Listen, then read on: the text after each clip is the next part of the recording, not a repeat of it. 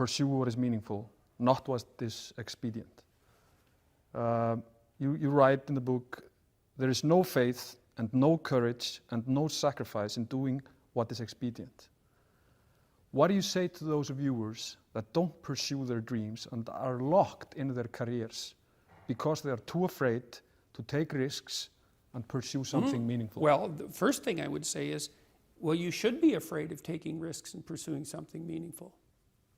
But you should be more afraid of staying where you are if it's making you miserable. It's like the first thing you want to do is dispense with the idea that you get to have any permanent security outside of your ability to contend and adapt. It's the same issue with children. It's like you're paying a price by sitting there being miserable. And you might say, well, the devil I know is better than the one I don't. It's like, don't be so sure of that. The clock is ticking. Yeah, and if you're miserable in your job now and you change nothing, in 5 years you'll be much more miserable and you'll be a lot older. But isn't it a luxury to pursue what is meaningful? Our viewers have mortgages, they have children, they have payments and loans. It's a luxury to pursue because we lack the resources. Well, I don't remember now, I'm not talking about what makes you happy. It's a luxury to pursue what makes you happy. It's a moral obligation to pursue what you find meaningful. And that doesn't mean it's easy. It might require sacrifice. If you need to change your job too, let's say you have a family and children and a mortgage, you have responsibilities. You've already picked up those responsibilities. You don't just get to walk away scot-free and say, well, I don't like my job, I quit. That's no strategy. But what you might have to do is you think, well, this job is killing my soul. All right, so what do I have to do about that? Well, I have to look for another job.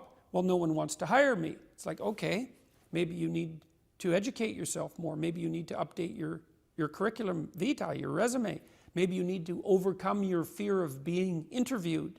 Maybe you need to sharpen your social skills. Like, you have to think about these things strategically. If you're going to switch careers, you have to do it like an intelligent, responsible person. That might take you a couple of years of effort to do properly. When you say pursue something meaningful, is it important to have a vocation?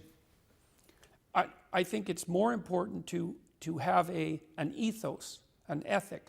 So I have a program, for example, called the Future Authoring Program, which is a writing program that enables people to develop a vision for their life and then to develop a strategy. And so it's based on the idea, imagine that, and it's an extension of the ideas in the book, or at least something along the same lines.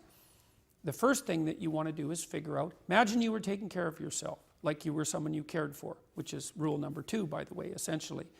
Then you should figure out, well, if you could have what you needed and wanted, what would it be? What sort of friends would you have? What would your family relationships look like? How would you conduct yourself with your children? How would you educate yourself? You need to think through how it is that your life could be properly arranged if you had that ability.